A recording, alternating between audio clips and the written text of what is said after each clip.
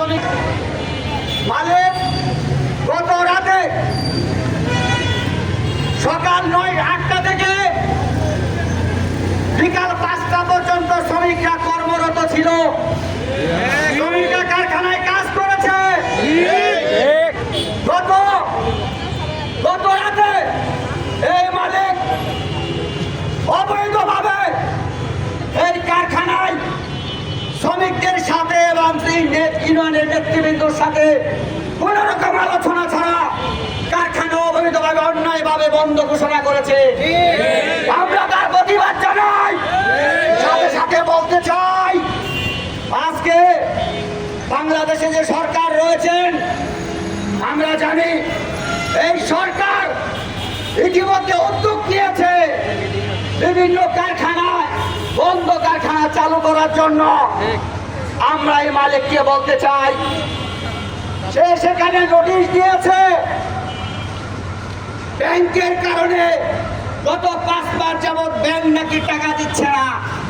আমরা সরকারকে বলতে চাই, কোন শিল্প প্রতিষ্ঠানে বাংলাদেশের কোন ব্যাংক যদি টাকা না দেয়, হঠাৎ করে বন্ধ করার পরিস্থিতি তৈরি করে, তাহলে ওই ব্যাংকের কর্মকর্তা, ব্যাংকের মালিক, তাদেরকেও গ্রেফতার করতে হবে। বন্ধুগণ, আজকে অবৈধভাবে যে মালিক আলোচনা ছাড়া কোনোভাবে রাতের অন্ধকারে কারখানা বন্ধ করার আইন বাংলাদেশে নাই।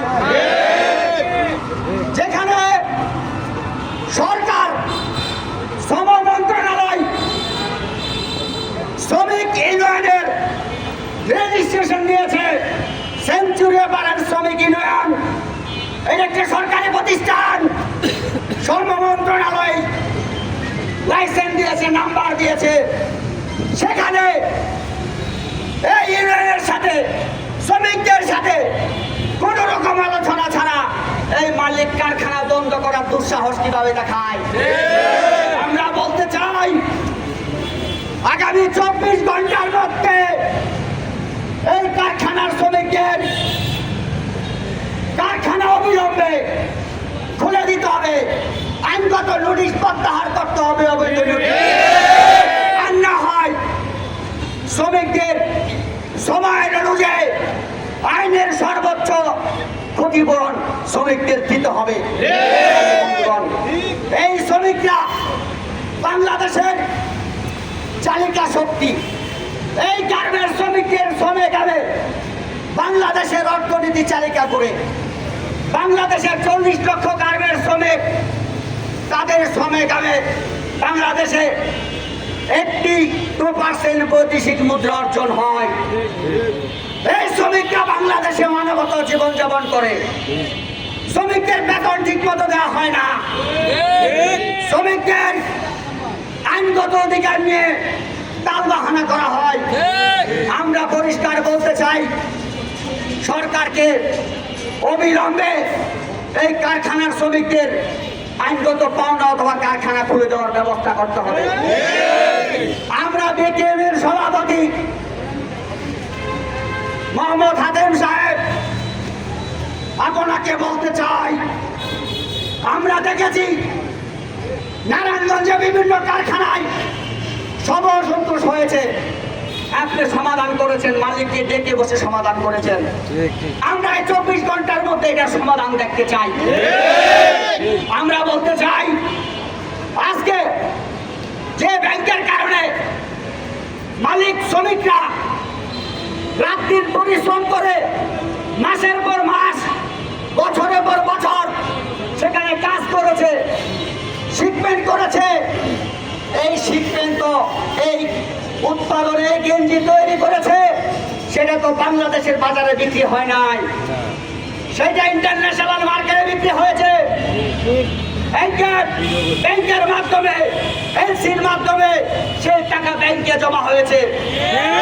আমরা ব্যাংক কর্তৃপক্ষকে বলতে চাই, আমরা বিকিমিকে বলতে চাই,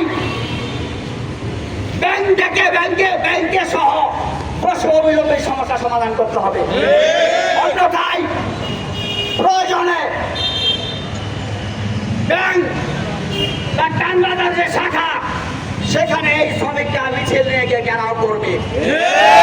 কারণ এই ব্যাংকের কারণে আজকে এই 550 লোকের কর্মসংস্থান অনিশ্চিতের দিকে পড়েছে। আমরা সেটা মেনে নিতে পারবো না। আমরা গার্মেন্টস শ্রমিক ফ্রন্টের পক্ষ থেকে পরিষ্কার বলতে চাই, আজকে যে সমস্যা সৃষ্টি করেছে ব্যাংক এবং মালিক মিলে, তাদেরকে বসে কারখানা খুলে দিতে হবে। অন্যথায় শ্রমিকদের আইনগত সর্বোচ্চ পাওনা আগামী 24 ঘন্টার মধ্যে ব্যবস্থা নিতে হবে।